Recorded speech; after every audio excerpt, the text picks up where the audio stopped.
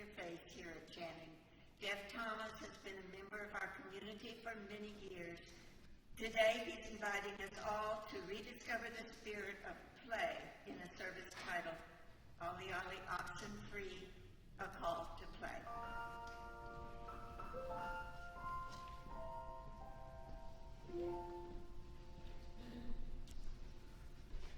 Here we come, walking down the street. We get the funniest looks from everyone we meet. Hey, hey, we're the monkeys. People say we monkey around. We're too busy singing to put anybody down. In the 1970s, living in Navy housing in Middletown, I discovered that if I moved the TV antenna rabbit ears to just the right spot on top of the console television set my parents had, I could pick up channel 56 out of Cambridge in Massachusetts. And every afternoon, they would play a rerun of the Monkees TV show. Watching as a little kid, I saw who to me were grown men running around and playing in various costumes, from French Foreign Legion outfits to Tarzan apparel. They swung from vines, they dashed back and forth on a beach, and for reasons never really explained, they pushed a bathtub with one of them bathing in it through the city streets of Los Angeles. And I watched this all with amazement, and I thought, my gosh, you can still have fun and play when you grow up. This was contrary, of course, to the more rigid, serious adult world I sometimes observed, the one with bills, rent payments, and jobs where they work you day and night. However, the Monkees suggested that it was still possible to make believe as an adult, that there really was a Never Never Land, and that it was up to you to navigate the stars to get there. It's a lovely thought, isn't it? Navigating the stars to the world of make-believe. But as the years go by, sometimes the stars seem to get further away. The rabbit ears get bumped or shut off. The signal fades. The static of bills, deadlines, and responsibilities drowns out the broadcast.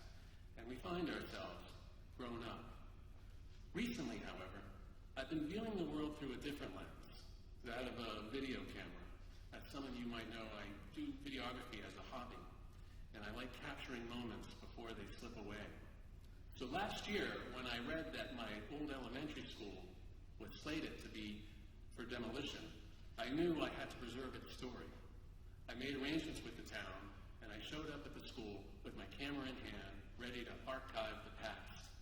But before I even reached the entrance, I found myself stopped at the gate at the edge of the old schoolyard. And I stood there, and a rush of memories swept over me. Memories of games of kickball and tag, and running back and forth across that old schoolyard with friends playing. It was a moment of pure transcendence. For me, it was like I was making a sacred pilgrimage to the Amazon driver idling nearby. It probably just looked like some middle-aged man having a weird, quiet moment with a chain-link fence. But I could sense it. The wonder was still whispering in the air there, that youthful magic that made you feel like the whole world was new again. And back then, the school bell didn't stop the magic, it just changed the scenery. Because after school, back in our old neighborhood, my friends and I would play again, this time by voyaging to the world of make-believe. A world where we had many adventures to choose from. One of our favorites was pretending to be pirates. We would imagine that the tall oak trees near the end of the woods were towering masts of great sailing ships, and we would climb them as high as we dared and scan the horizon for Spanish galleons. We weren't just kids in sneakers. We were the scourge of the seven seas. Arr! Another favorite was when we played Bigfoot. We got the idea from a legendary Yeti episode featuring those meddling kids on Scooby-Doo.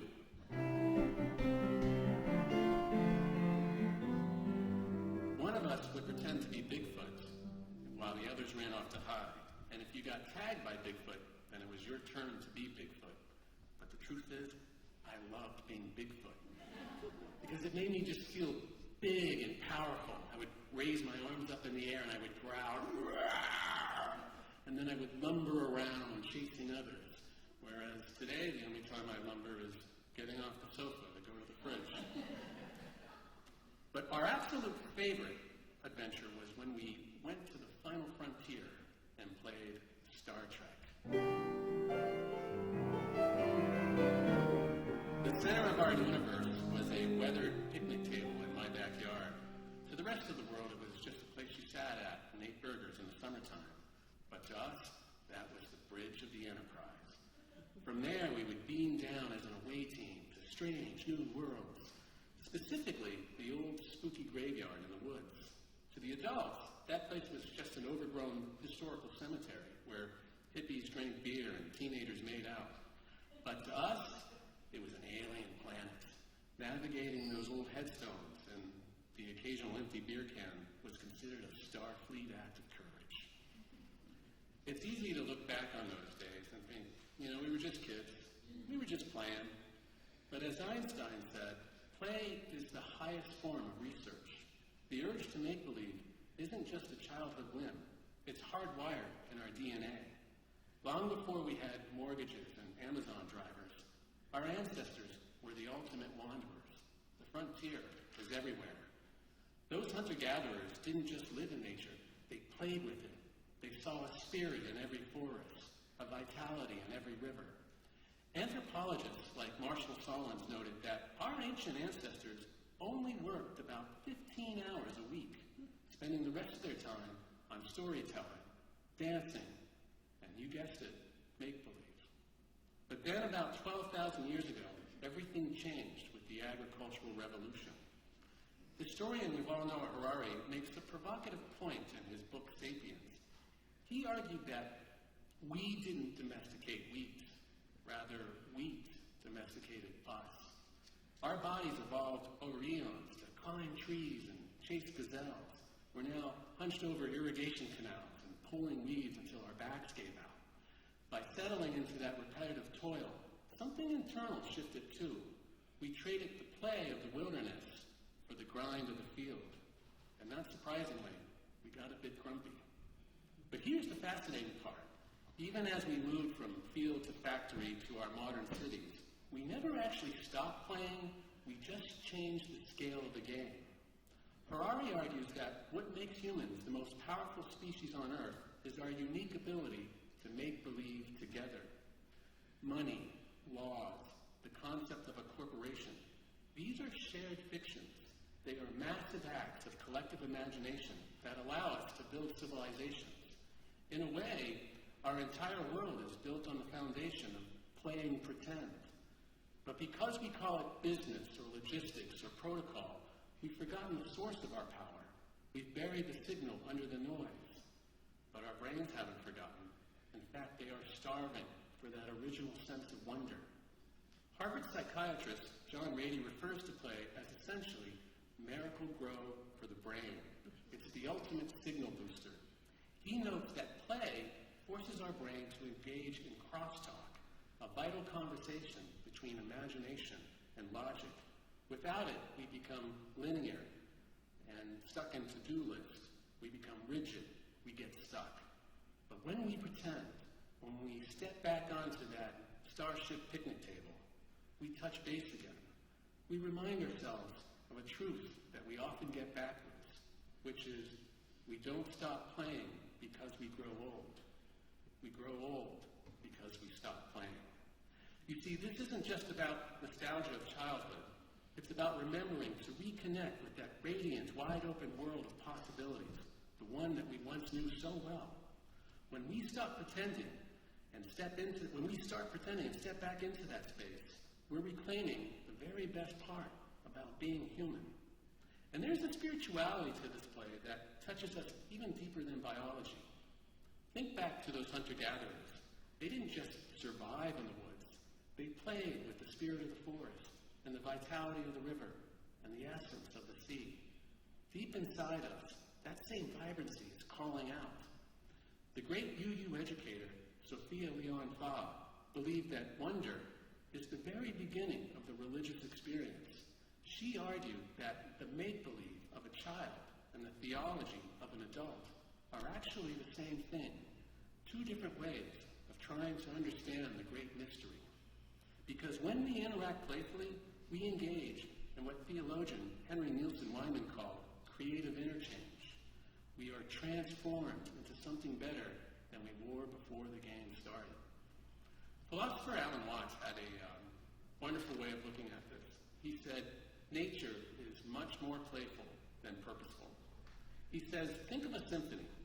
The point of the music isn't the final note. It's the playing of it while it's happening. And so I tried to keep that in mind last year when I visited my old schoolyard.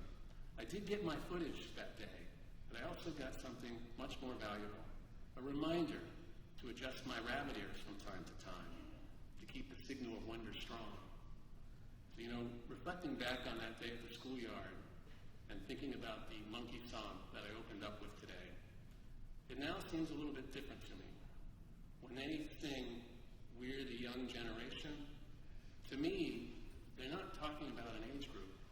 They're talking about a state of mind. Because I believe deep down, beyond the housework, bills, and spreadsheets, we were meant to stay young at heart. We were meant to be daydream believers. So in that spirit, I'd like us to sing.